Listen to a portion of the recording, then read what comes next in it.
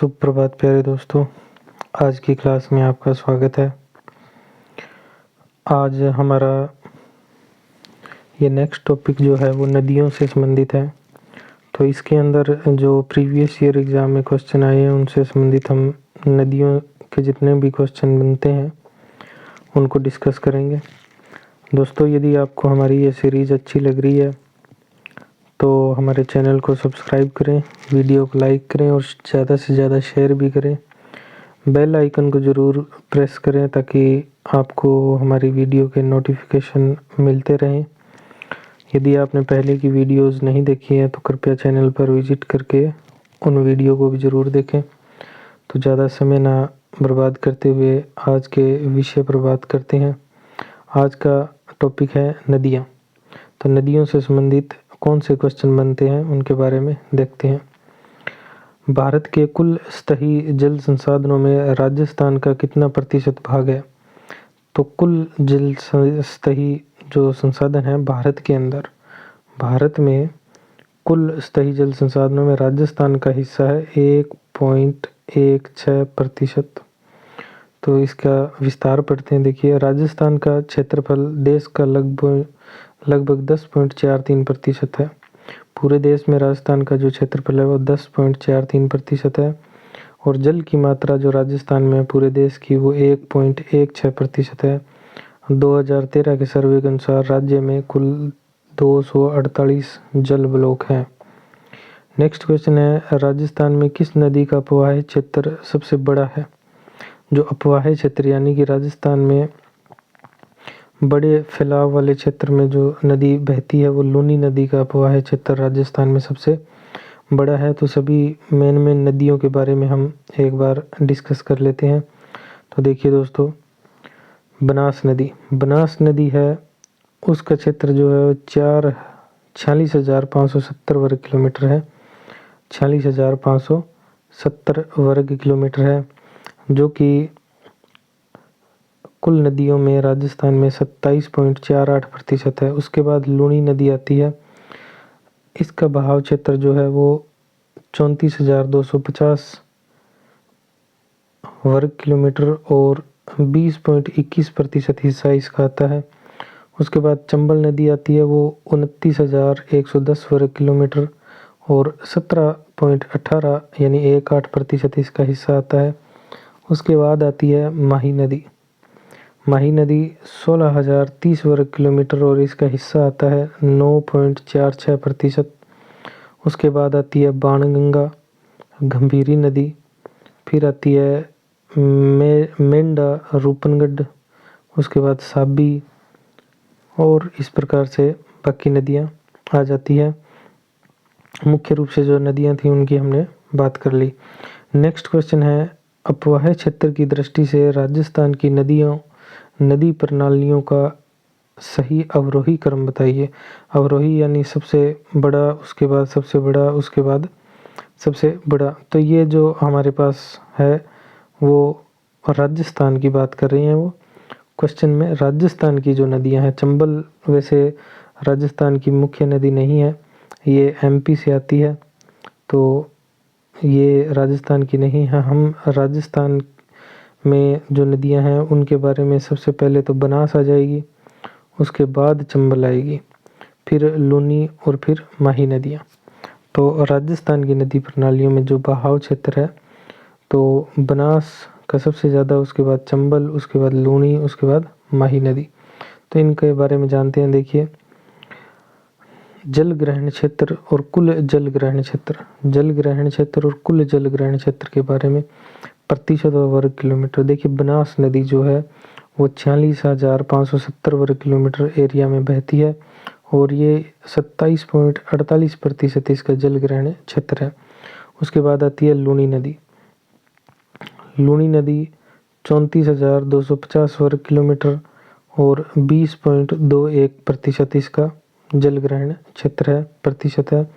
उसके बाद चंबल नदी 29,110 वर्ग किलोमीटर और 17.18% जल ग्रहण क्षेत्र। उसके बाद माही नदी आती है 16,030 वर्ग किलोमीटर और 9.46 प्रतिशत इसका जल ग्रहण क्षेत्र है। नेक्स्ट क्वेश्चन है, गगर नदी के पाटे को क्या कहते हैं? तो गगर नदी के पाटे को नाली कहते हैं। गगर नदी के पाटे को नाली कहते हैं। एकमात्र ऐसी नदी जिसका जल अंतर्राष्ट्रीय सीमा रेखा को पार करता है, एकमात्र ऐसी नदी जो अंतर्राष्ट्रीय सीमा बनाती है वो है गगर नदी। नेक्स्ट क्वेश्चन है, इस क्वेश्चन का विस्तार पढ़ते हैं। देखिए दोस्तों, गगर नदी राजस्थान में आंतरिक अपवाह तंत्र की सबसे बड़ी नदी है। आंतरिक अपवाह तंत्र की सबसे बड़ी नदी गगर नदी है। गगर नदी के अन्य नाम नट नदी, मृत नदी, सोतर नदी, सरस्वती नदी, द्वस्वती नदी भी कहते हैं। इसका बहाव क्षेत्र पाट नाली कहलाता है। यह बहावलपुर पाकिस्तान में हकरा के नाम से जानी जाती है। कालीबंगा सभ्यता का विकास गगर नदी, प्राचीन सरस्वती नदी भी इसे कहते हैं, के किनारे हुआ। नेक्स्ट क्वेश्चन है, निम्न में से कौन सी राजस्थान में अंतर्देशीय नदी नहीं है? अंतर्देशीय नदी नहीं है तो वो कांतली नदी है। यानी कि आंतरिक प्रवाही की जो नदियां हैं उनकी बात कर रहे हैं। तो बनास, कोठारी, काली ये आंतरिक प्रवाही की नदियां हैं। तो देखिए इनके बारे में जानते हैं। आंतरिक अपवाह तंत्र, इसे अंतर्देशीय अपवाह तंत्र भी कहते हैं। क्या होता है ये? छोटी छोटी नदियां जो कुछ दूरी तय करने के बाद किसी नदी समुद्र में विलीन न होकर रेत भूमि में समाप्त या सूख जाती हैं। देखो, राजस्थान के अंदर ही कुछ दूरी के अंदर बहने के बाद ये तो समाप्त हो जाती है या फिर सूख जाती है। वे आंतरिक अपवाह तंत्र की नदियां हैं। ये कौन कौन सी हैं? देखिए दोस्तों, पहली तो गगर नदी, उसके बाद कांतली नदी, फिर साबी नदी। इसका ऑप्शन गलत था, आई थिंक काली नदी होगा इसमें। तो पढ़ते हैं इसके बारे में। कांतली नदी, साबी नदी, कांकनी नदी या कांकनी नदी, मसूरदी नदी। कांकनी नदी के 3 नाम हैं, कांकनी, कांकन्या और मसूरदी नदी भी इसे कहते हैं। फिर गगर नदी, फिर बाणगंगा नदी। तो इसके अंदर दोस्तों सही ऑप्शन वो काली होगा, क्योंकि कांतली तो है, बनास भी है, कोठारी भी है, तो काली कोई नदी नहीं है राजस्थान में। सांबर नदी में गिरने वाली और सांबर झील के अंदर गिरने वाली जो नदियां हैं, सांबर झील राजस्थान की सबसे बड़ी खारे पानी की झील है, जयपुर में स्थित है और मुख्य रूप से ये केंद्र सरकार के अधीन है, राज्य सरकार के अधीन नहीं है ये सांबर झील। तो इसके अंदर कौन सी नदियां आकर गिरती है? उसके अंदर देखिए दोस्तों, पहली नदी है मेंढा नदी, उसके बाद रूपनगढ़ नदी, फिर खारी नदी, फिर खंडेला नदी, फिर तुर्तमती नदी। ये नदियां सांबर झील में अपना जल गिराती हैं। मुख्य रूप से ये 5 नदियां हैं। तो नेक्स्ट क्वेश्चन के बारे में पढ़ते हैं। देखिए, एक क्वेश्चन कितने एग्जाम में रिपीट हुआ है। निम्न में से कौन सी नदी राजस्थान के आंतरिक अपवाह तंत्र से संबंधित नहीं है? तो अभी हम पढ़ के आए थे कि कांतली नदी, कांकनी नदी और मेंढा नदी है, डाई नदी नहीं है।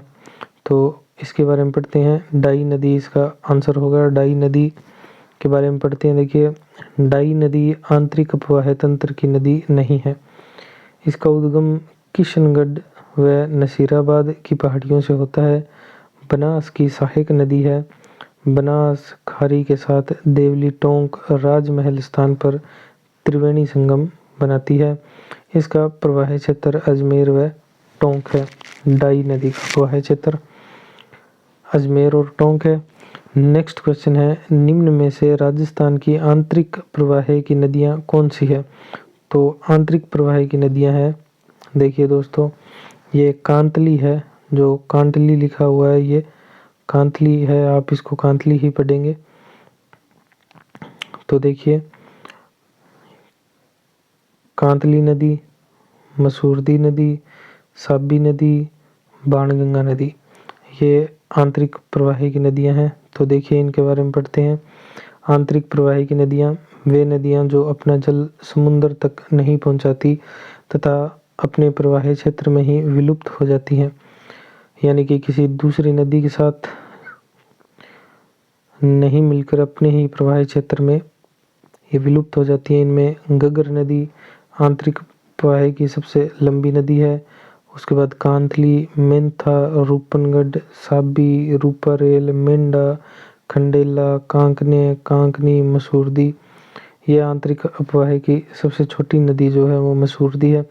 फिर राज्य का लगभग 60.2% भूभाग आंतरिक अपवाह क्षेत्र के अंतर्गत आता है। राज्य का लगभग 60.2% भूभाग आंतरिक अपवाह क्षेत्र में आता है। नेक्स्ट जो क्वेश्चन है, अरवारी नदी। अरवारी नदी का उद्गम स्थल कहाँ से है? तो अरवारी नदी का उद्गम है थानागाजी के पास सकरा बांध से। अरवारी नदी का उद्गम थानागाजी के पास सकरा बांध से है। तो इसके बारे में विस्तार से पढ़ते हैं। अरवारी नदी का उद्गम सकरा बांध, थानागाजी, सरिस्का पहाड़ी, अलवर से है। इसकी लंबाई 45 किलोमीटर, कैचमेंट एरिया 492 वर्ग किलोमीटर। सेंथल सागर बांध इसके ऊपर निर्मित है। 2004 का अंतर्राष्ट्रीय नदी पुरस्कार इसे मिला हुआ है। सहायक नदियां हैं नाहर नाला, बिडिला, सरसा सावन, ये इसकी सहायक नदियां हैं। राजेंद्र पाचौरी द्वारा इस नदी का कायाकल्प किया गया है। तो अरवारी नदी का उद्गम थानागाजी के पास सकरा बांध से। नेक्स्ट क्वेश्चन देखिए दोस्तों, एक क्वेश्चन कितने एग्जाम में रिपीट हुआ है।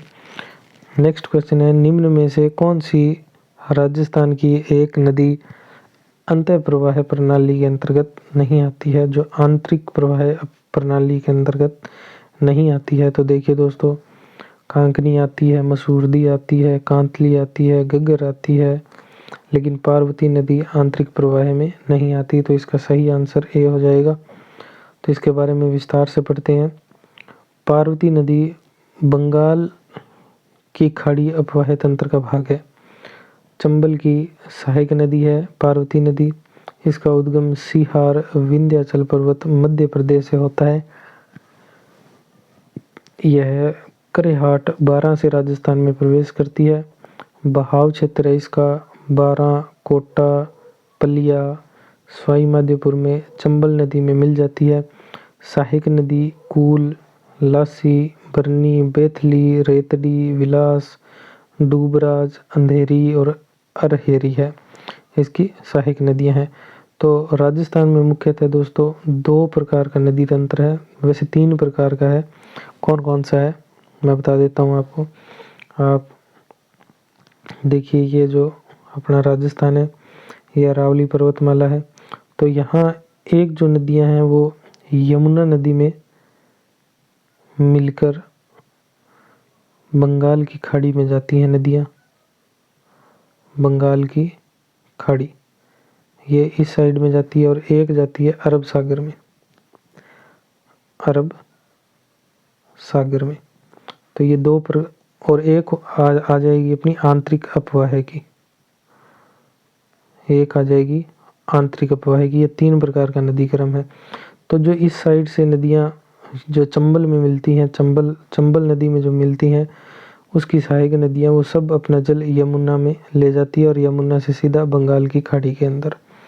दूसरी जो नदियाँ हैं वो इस साइड में अरब सागर में खंबात, ये अरब सागर में जाती है। तो यहाँ इस प्रकार से अरावली के इस तरफ से जो सारी अरब सागर में जाती है, आंतरिक अपवाह की जो नदियाँ हैं वो इसी के अंदर विलुप्त हो जाती हैं। तो ये 3 प्रकार का नदी प्रवाह क्रम है राजस्थान में। नेक्स्ट क्वेश्चन है, निम्न में से कौन सी नदी सांबर झील में मिलती है? सांबर झील में मिलती है तो ये मेंढा नदी है, जो सांबर झील में मैंने बताया 5 नदियाँ सांबर झील के अंदर गिरती है, उसमें से एक मेंढा नदी है। तो आंतरिक अपवाह तंत्र सांबर बेसिन का भाग है और इसका मेंढा नदी का उद्गम जो है मनोरपुरा पहाड़ी जयपुर से होता है। मेंढा नागौर जिले में सांबर झील में मिल जाती है। सांबर झील मुख्यतः 3 जिलों की सीमा बनाती है। एक तो हो गया नागौर, एक हो गया जयपुर और एक हो गया अजमेर। इन 3 जिलों की सीमाओं के बिल्कुल यहाँ बीच में है सांभर झील। वैसे मुख्यतः इसको जयपुर में ही माना जाता है। नेक्स्ट क्वेश्चन है, नदियाँ जो अपना जल सांभर झील में गिराती हैं वो कौन कौन सी है? तो देखिए दोस्तों, वो नदियाँ हैं, एक तो मेंढा नदी है ना, और एक रूपनगढ़ नदी। ये अपना जल सांभर झील में गिराती है। तो देखिए, सांभर झील राजस्थान की सबसे बड़ी खारे पानी की झील है। इसके अंदर मेंढा, खारी, रूपनगढ़, बांडी, खंडेला ये नदियाँ अपना जल लाकर गिराती हैं। यहाँ म्यूजियम साल्ट लेक की स्थापना की गई है। रामसर साइट इसे घोषित किया गया 23 मार्च 1990 को। राजहंस फ्लेमिंगो यहाँ सर्दियों में आते हैं। 8.7% नमक उत्पादन होता है। देश के कुल नमक उत्पादन का 8.7% नमक उत्पादन सांभर झील में होता है। तो दोस्तों, राजस्थान में 2 रामसर साइट जो बनाई गई है, पहली है केवलादेव जो पहली है और दूसरी है सांभर। ये 2 रामसर साइट बनाई गई है राजस्थान में। नेक्स्ट क्वेश्चन है, छोटी नदियाँ जब बड़ी नदियों में मिलती हैं तो उन्हें क्या कहते हैं? तो उन्हें सहायक नदियाँ कहते हैं। नेक्स्ट क्वेश्चन है, निम्न में से कौन सी नदी राजस्थान के पूर्वी मैदान में प्रवाहित नहीं होती है?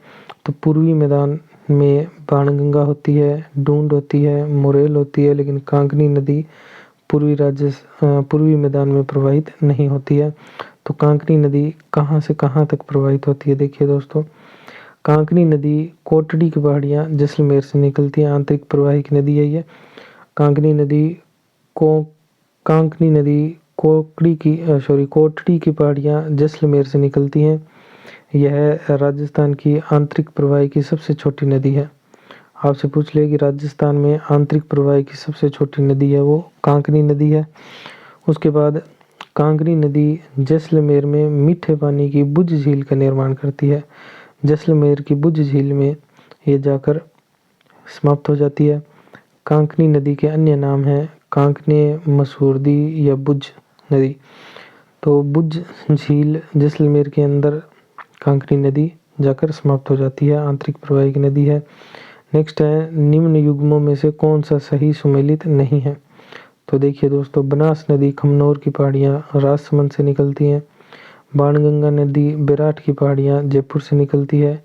कांतली नदी खंडेला पहाड़ियाँ सीकर से निकलती है, लेकिन कांकनी नदी तारागढ़ की पहाड़ियों से नहीं निकलती है। तो देखिए दोस्तों, इसके बारे में जानते हैं। बनास नदी का उद्गम खमनोर की पहाड़ियाँ राजसमंद से होता है।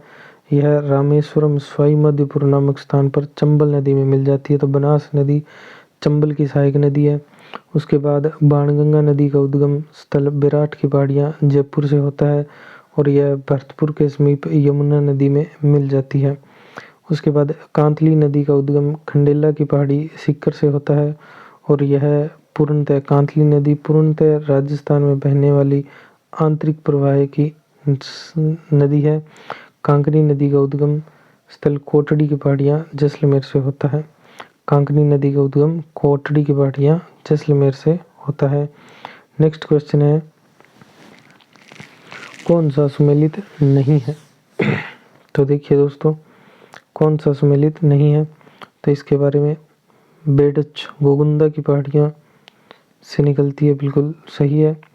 गंभीरी, ये मुझे इसमें डाउट लग रहा है। बाणगंगा नदी बैराठ की पहाड़ियों से और माही नदी खमनोर की पहाड़ियों से नहीं निकलती है, तो ये भी गलत है। इनके बारे में देखते हैं। माही नदी है वो मध्य प्रदेश से आती है और खमनोर की पहाड़ियाँ राजसमंद में, तो ये गलत है। गंभीरी नदी सही है भाई, जावद की पहाड़ियों से निकलती है गंभीरी नदी। गोगुंदा की पहाड़ियों से बेडच और बाणगंगा बैराठ की पहाड़ियों से। माही नदी मध्य प्रदेश से आती है, खमनोर राजस्थान में, तो ये गलत है। अब देखिए इनके बारे में विस्तार से जानते हैं। माही मेहंद झील अमरोह धार मध्य प्रदेश से इसका उद्गम होता है। खादू बांसवाड़ा से राजस्थान में प्रवेश करती है माही नदी। फिर है खंबात की खाड़ी में गिरती है माही नदी। माही नदी अपना जल खंबात की खाड़ी में ले जाती है। लूणी नदी अरब सागर में ले जाती है और माही नदी खंबात की खाड़ी में। बेडच नदी है वो गोगुंदा की पहाड़ियों से उद्गम होता है इसका। बिंगोद में बनास नदी में मिल जाती है, बिंगोद भीलवाड़ा में। फिर गंभीरी है वो जावद की पहाड़ियाँ या जावर की पहाड़ियों से उद्गम होता है और बाणगंगा बेराट की पहाड़ियों से इसका उद्गम होता है। नेक्स्ट क्वेश्चन है अपने सुमेलित करना है। तो कौन सी नदी का उद्गम स्थल कहाँ है? तो लूणी नदी का उद्गम स्थल है वो नाग पहाड़ी, सही है। लूणी नदी नाग पहाड़ी, बेडच गोगुंदा की पहाड़ियों से, सोम नदी बिच्छा मेड़ा की पहाड़ियों से और माही नदी विंध्याचल की पहाड़ियों से। तो इसका सही उत्तर देखते हैं, विस्तार देखते हैं इसका। लूणी नदी का उद्गम नाग पहाड़ी अजमेर से होता है। लूणी नदी का उद्गम नाग पहाड़ी अजमेर से होता है। बेडच नदी का उद्गम गोगुंदा की पहाड़ियाँ उदयपुर से होता है। बेडच नदी का प्रारंभिक नाम आहड़ नदी था, ये नहीं है, आहड़ नदी था बेडच का। सोम नदी का उद्गम स्थल जो है वो बिच्छा मेड़ा की पहाड़ियाँ उदयपुर से है। माही नदी का उद्गम स्थल है वो विंध्याचल पहाड़ियों के पास, मेहंद झील धार मध्य प्रदेश से इसका उद्गम होता है। नेक्स्ट क्वेश्चन है, मिलान करना है हमें। साबी सेवर की पहाड़ियों से इसका उद्गम होता है। कांकनी कोटड़ी की पहाड़ियों से इसका उद्गम होता है, जैसलमेर में बहती है, बुद्ध झील में अपना जल गिराती है। बाणगंगा बेराट की पहाड़ियाँ जयपुर से इनका उद्गम होता है और कांतली नदी खंडेला की पहाड़ियाँ सीकर से इनका उद्गम होता है। अब इनका विस्तार देखते हैं। देखिए, साबी सेवर की पहाड़ी जयपुर से नजफगढ़ झील में विलीन अलवर की सबसे बड़ी नदी है साबी नदी। कांकनी कोटड़ी जैसलमेर से इसका उद्गम होता है। मीठा खाड़ी में विलीन मसूरदी बुझ झील का निर्माण करते हैं, इसे मसूरदी नदी भी कहते हैं, बुझ झील का निर्माण करती है। उसके बाद बाणगंगा बेराट की पहाड़ी जयपुर से इसका उद्गम होता है, फतेहाबाद यमुना में विलीन हो जाती है। उसके बाद बाणगंगा नदी को रुंडीत नदी, अर्जुन की गंगा और ताला नदी भी कहते हैं। कांतली नदी खंडेला की पहाड़ियाँ सीकर से इसका उद्गम होता है, चूरू सीमा पर विलीन हो जाती है। तोरावटी क्षेत्र कांतली नदी का जो बहाव क्षेत्र है वो तोरावटी क्षेत्र कहलाता है। कांतली नदी के किनारे गणेश्वर सभ्यता भी थी, अब तो नहीं है, पहले थी। कौन सी नदी मृत नदी के नाम से जानी जाती है? तो इसे गग्गर को मृत नदी, सोतर नदी, नट नदी आदि नामों से जाना जाता है। तो देखिए, गग्गर नदी को नट नदी, मृत नदी, सोतर नदी, सरस्वती नदी, देवेश्वती नदी, गग्गर तथा सतलज का दोआब का मैदान दोआब कहलाता है। यह नदी गंगानगर हनुमानगढ़ में फैली है। इसका जो एरिया है वो गंगानगर हनुमानगढ़ का है। और गग्गर नदी का उद्गम जो है वो शिवालिक पहाड़ी कालका माता मंदिर हिमाचल प्रदेश से होता है। राजस्थान में गग्गर नदी का प्रवेश टिब्बी क्षेत्र से होता है और गग्गर नदी का बहाव क्षेत्र नाली और अंतिम स्थान जब इसमें बाढ़ आ जाती है तो इसका जल है वो फोर्ट अब्बास पाकिस्तान बहावलपुर तक भी पहुंच जाता है। आंतरिक बहाव की सबसे लंबी नदी है कालीबंगा सभ्यता इसी के किनारे विकसित थी। नेक्स्ट क्वेश्चन है अपना, निम्न में से कौन सा सही सुमेलित नहीं है? तो हमें बताना है। जानापाव की पहाड़ियाँ चंबल मध्य प्रदेश महू से इसका उद्गम होता है। नाग पहाड़ लूणी का उद्गम नाग पहाड़ से होता है। बेडच का उद्गम गोगुंदा की पहाड़ियों से होता है। बिजराल ग्राम की पहाड़ियों से खारी नदी का उद्गम होता है, बनास का नहीं। तो इनका विस्तार पढ़ते हैं दोस्तों। चंबल नदी का उद्गम होता है जानापाव पहाड़ी महू मध्य प्रदेश से। लूणी नदी का उद्गम होता है नाग पहाड़ अजमेर से। बनास नदी का उद्गम होता है खमनोर की पहाड़ी राजसमंद से। बेडच नदी का उद्गम होता है गोगुंदा की पहाड़ी उदयपुर से। खारी नदी का उद्गम होता है बिजराल ग्राम की पहाड़ी राजसमंद से। तो चंबल जो नदी है चंबल नदी बंगाल की खाड़ी में अपना जल गिराती है। लूनी नदी अरब सागर में अपना जल गिराती है। बनास नदी चंबल की सहायक नदी है, बंगाल की खाड़ी में अपना जल गिराती है। बेडज नदी भी बंगाल की खाड़ी में अपना जल गिराती है। खारी नदी भी बंगाल की खाड़ी में अपना जल गिराती है। नेक्स्ट क्वेश्चन है, राजस्थान की किस नदी को मसूरदी नदी के नाम से भी जाना जाता है? तो ये कांकनी है, यहाँ लिखा हुआ है कांकनी नदी। ये क्वेश्चन डिलीट हो गया होगा शायद एग्ज़ाम में। तो देखिए दोस्तों, कांकनी नदी, इसे कांकनी नदी, मसूरदी नदी भी कहते हैं। जैसलमेर शहर से दक्षिण में 27 किलोमीटर दूर कोटरी गांव से इसका उद्गम होता है। कुछ दूर बहने के बाद विलुप्त हो जाती है। अपना पानी भुज झील जैसलमेर में मीठे झील का निर्माण करती है। भुज झील में अपना जल गिराती है। स्थानीय भाषा में इसे मसूरदी नदी भी कहते हैं। आंतरिक प्रवाह तंत्र की सबसे छोटी नदी है और है ना, इतना ही है इसके बारे में। नेक्स्ट क्वेश्चन है, कौन सा सुमेलित नहीं है? तो बनास की सहायक नदी मोरेल नदी है। चंबल की सहायक नदी मेज नदी है। माही की सहायक नदी है, माही की चाप है। लूनी की सहायक नदी खारी नहीं है, ये डी नंबर इसका ऑप्शन होगा। देखिए, खारी नाम से दो नदियां हैं। प्रथम तो अरब सागर अपवाह तंत्र का भाग है, इसका उद्गम सिरोही से होता है, शेरगांव से। और साइला जालोर में जवाई यानी लूनी की सहायक में मिल जाती है। ये जो खारी नदी है ना, ये एक जवाई नदी है जो लूनी की सहायक नदी है, उसमें मिल जाती है। और फिर जवाई नदी लूनी में मिल जाती है। और दूसरी खारी जो है वो बंगाल की खाड़ी का अपवाह तंत्र है। इसका उद्गम बिजराल ग्राम राजमंद से होता है और देवली टोंक में बनास नदी में मिल जाती है। ये दो खारी नदियाँ आपको ध्यान रखना है।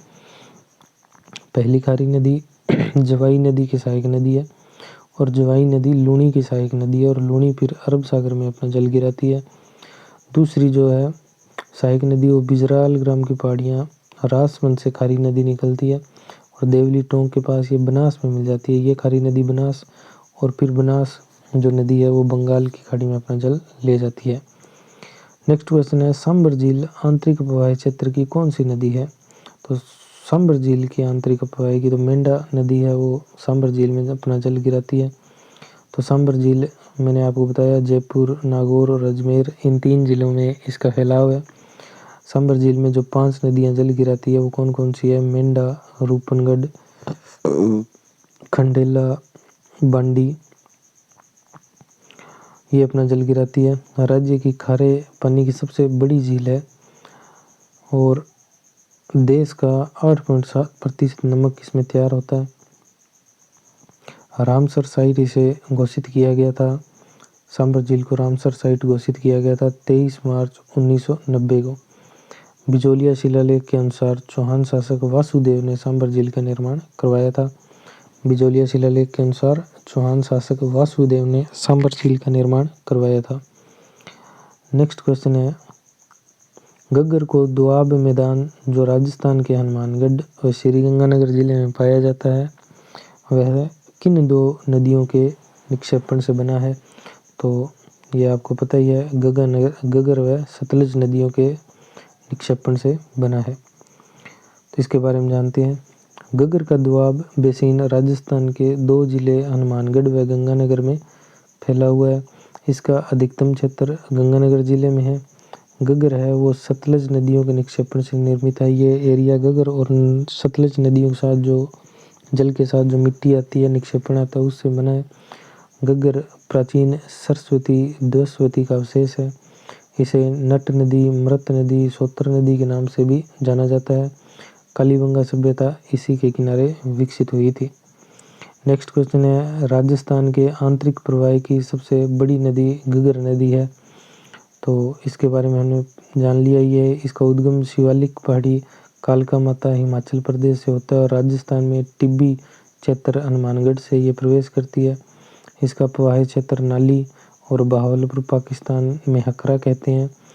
अंतिम स्थान इसका फोर्ट अब्बास है और इसके किनारे कालीबंगा सभ्यता विकसित हुई। नेक्स्ट क्वेश्चन है, राजस्थान भूभाग में लंबाई की दृष्टि से नदियों का सही आरोही क्रम। यानी कि पहले छोटी, फिर उससे बड़ी, फिर उससे बड़ी। तो देखिए सबसे छोटी अपवाह तंत्र में इन ऑप्शंस के अकॉर्डिंग पहली कांतली, फिर चंबल, फिर लूणी, फिर बनास। तो इनके बारे में जानते हैं। देखिए कांतली नदी खंडेला सीकर से निकलती है। कांतली नदी का उद्गम है वो खंडेला सीकर से होता है। इसकी लंबाई 100 किलोमीटर है। चंबल नदी का उद्गम जानापाव महू मध्य प्रदेश से होता है। राजस्थान में इसकी लंबाई 135 किलोमीटर है। लूणी नदी का उद्गम नाग पहाड़ अजमेर से होता है और इसकी लंबाई 320 किलोमीटर है।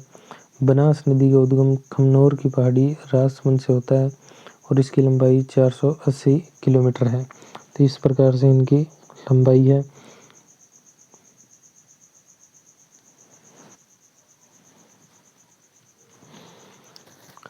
दोस्तों यदि आपको हमारी इन क्लासेस का क्विक रिवीजन लेना है तो आप वीडियो की जो स्पीड है उसे बढ़ा सकते हैं, 2x की स्पीड कर सकते हैं, तो आपको ताबड़तोड़ रिवीजन मिलेगा इसका।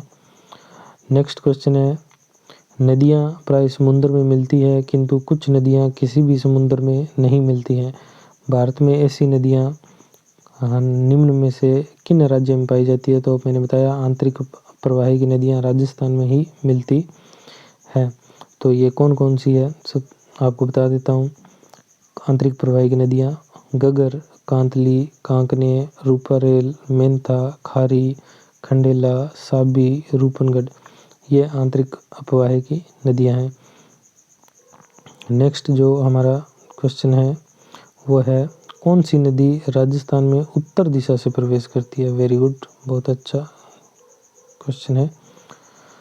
कौन सी नदी राजस्थान में उत्तर दिशा से प्रवेश करती है? तो वो आपका है गगर नदी। गगर नदी ये जो अपना राजस्थान है तो यहाँ हनुमानगढ़ से प्रवेश करती है, तो मुख्य रूप से उत्तर दिशा से ये प्रवेश करती है। तो इसके बारे में हमने जान ही लिया है।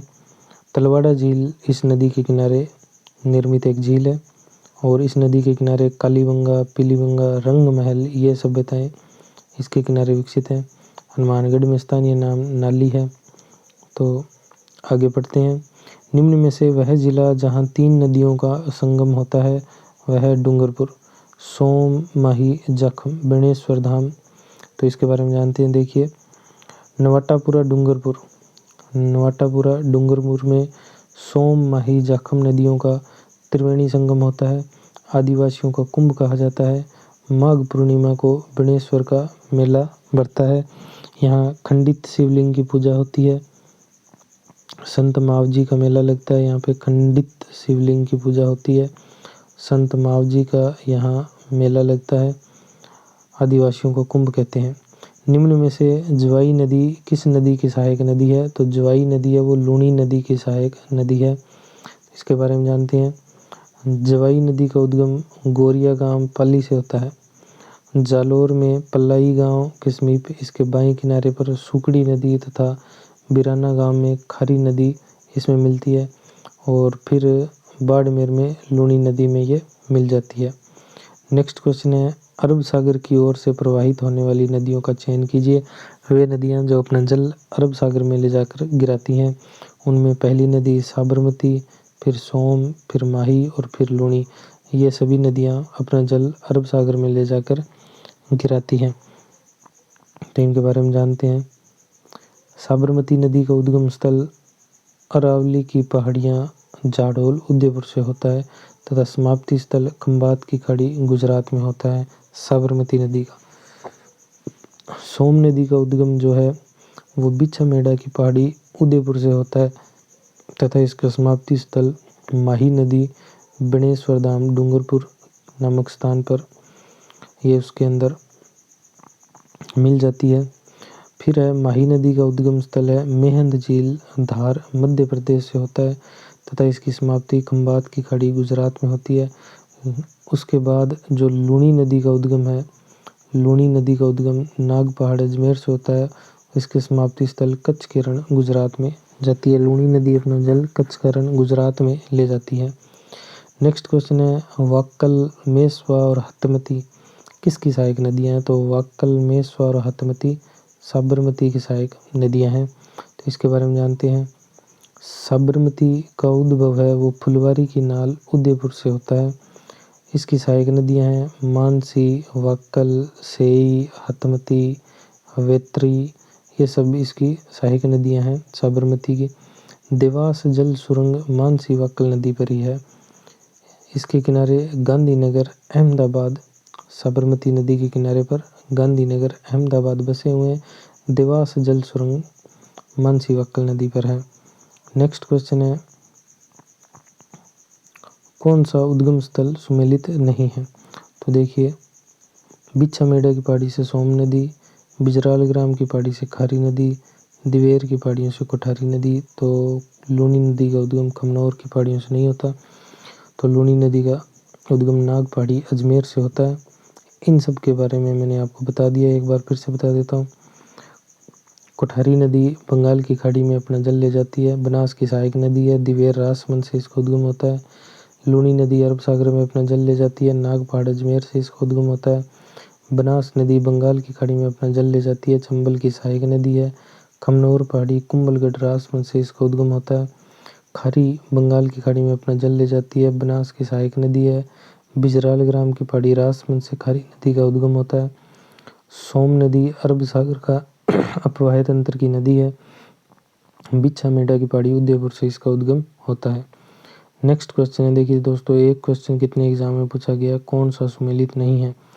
तो देखिए दोस्तों, बनास की सहायक नदी कोठारी है, लूनी की सहायक नदी सागी है, काली सिंध की सहायक नदी आहू है, माही की सहायक नदी वाक्कल नहीं है। तो इसके बारे में पढ़ते हैं। माही की सहायक नदियाँ कौन कौन सी है? देखिए दोस्तों, ईरू, सोम, अनास, चाप, एराव, बादर, ईरू, हरन, मोरेन, ये इसकी सहायक नदियाँ हैं। बनास की सहायक नदी है कोठारी, खारी, बेड़च, गंभीरी, मानसी, ढूंढ, मोरेल, ये बनास की सहायक नदियाँ हैं। लूनी की सहायक नदी है सूकड़ी, मीठड़ी, बंडी, खारी, जवाई, गुइया, सागी, जोजड़ी, लीलड़ी, ये इसकी सहायक नदियाँ हैं। काली सिंध की सहायक नदियाँ हैं परवन, आहू, निमाज। सोम की सहायक नदियाँ हैं सोम, जखम, टिड्डी, सारनी, गोमती, ये सोम की सहायक नदियाँ हैं। नेक्स्ट क्वेश्चन है, कौन सा सही सुमेलित नहीं है? तो हमें ये बताना है। तो साबरमती की सहायक नदी वात्रक है, माही की कमला है, लूनी की अनास नहीं है, चंबल की परवन है। तो देखिए दोस्तों, जो लूनी की सहायक नदियाँ कौन कौन सी है? लीलड़ी, बंडी, जोजड़ी, सूकड़ी, जवाई, सागी, मीठड़ी भी इसकी सहायक नदी है। चंबल की सहायक नदियाँ परवन, बनास, अलिनिया, काली सिंध, पार्वती, बामनी, कुराल, मेज, ये चंबल की सहायक नदियाँ। साबरमती नदी का उद्गम स्थल अरावली की पहाड़ियाँ, जाडोल, उदयपुर से होता है। यह नदी राजस्थान से निकलती है परंतु राजस्थान में बहती नहीं है। इसकी सहायक नदी है माजम।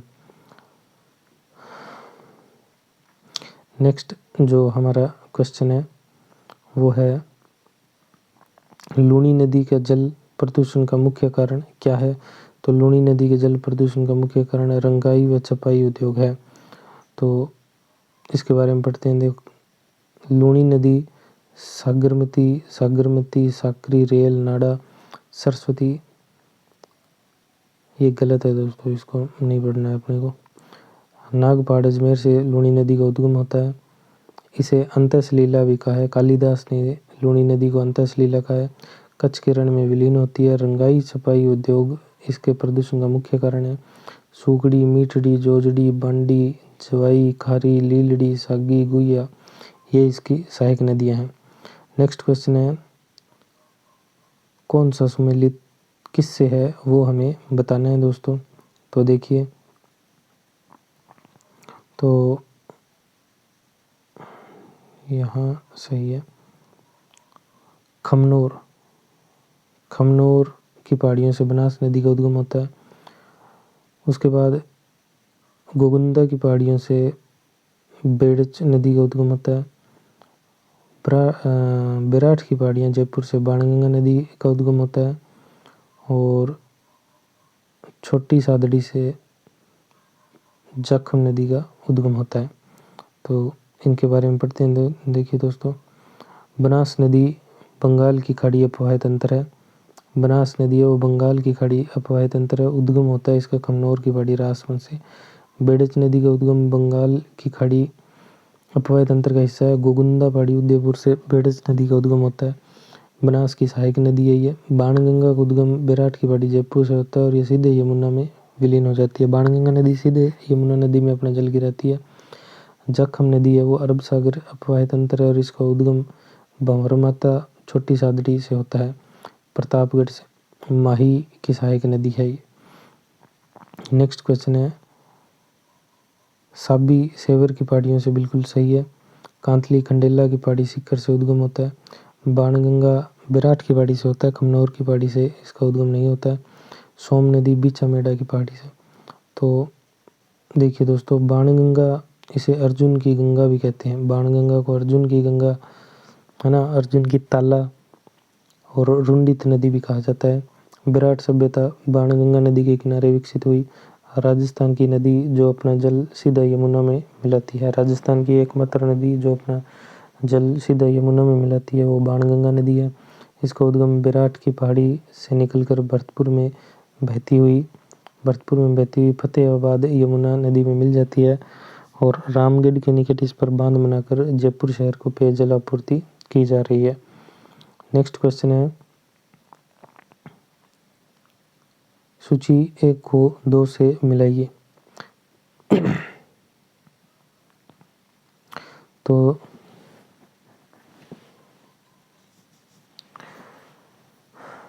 मिलाते हैं दोस्तों।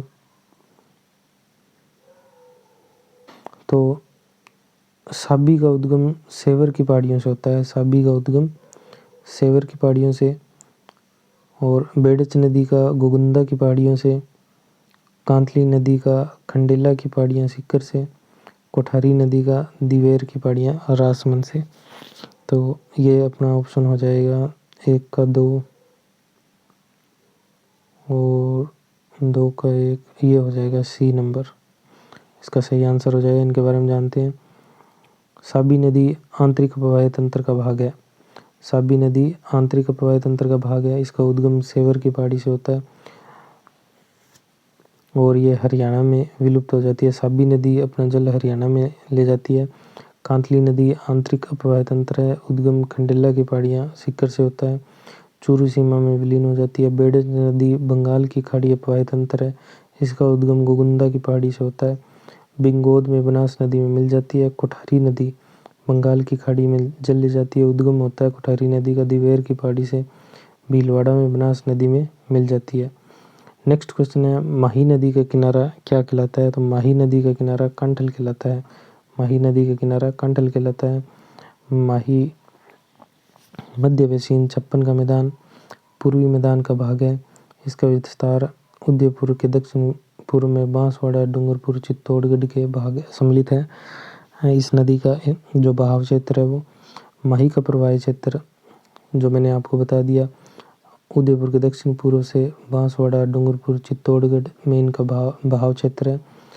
इसका दक्षिणी क्षेत्र गहरा व कटा-फटा है। पहाड़ी भूभाग को स्थानीय भाषा में वागड़ कहते हैं। प्रतापगढ़ और बांसवाड़ा, ये आपको ध्यान रखना है। प्रतापगढ़ और बांसवाड़ा माही नदी के किनारे पर प्रतापगढ़ और बांसवाड़ा के मध्य 56 गांवों का समूह है, उसे 56 का मैदान कहते हैं। माही नदी का किनारा कंठल कहलाता है। नेक्स्ट क्वेश्चन है, फिर हमें बताना है कौन सी नदियाँ अरब सागरीय नदी तंत्र का भाग नहीं है। तो जो जल अरब सागर में नहीं ले जाती है वो हमें बतानी है। तो देखिए दोस्तों, इसके अंदर जो हमारे पास साबरमती नदी अपना जल अरब सागर में ले जाती है, पश्चिमी बनास ले जाती है और माही नदी ले जाती है। बनास नदी बंगाल की खाड़ी में और कांकरी नदी बंगाल की खाड़ी में अपना जल ले जाती है, तो ये अरब सागर में नहीं ले जाती है। तो इसका सही आंसर जो होगा वो डी नंबर हो जाएगा, ए और डी। देखिए दोस्तों, अरब सागरीय अपवाह तंत्र लूणी व उसकी सहायक नदियाँ हैं। सहायक नदियाँ माही की सहायक नदियाँ साबरमती, पश्चिमी बनास। बंगाल की खाड़ी का अपवाह तंत्र है चंबल व उसकी सहायक नदियाँ, बनास व उसकी सहायक नदियाँ, बाणगंगा। आंतरिक अपवाह तंत्र में कांकनी या कांकने, मसूरदी, कांतली, साबी, गगर, सांभर का पहाड़ी क्षेत्र है। तो दोस्तों आज की क्लास यहीं पर ख़त्म होती है। यदि आपको वीडियो अच्छी लगी हो तो लाइक करें, चैनल को सब्सक्राइब करें, बेल आइकन को ज़रूर प्रेस करें ताकि वीडियो के नोटिफिकेशन आपको मिलते रहें। अपने दोस्तों के साथ शेयर भी करें। धन्यवाद।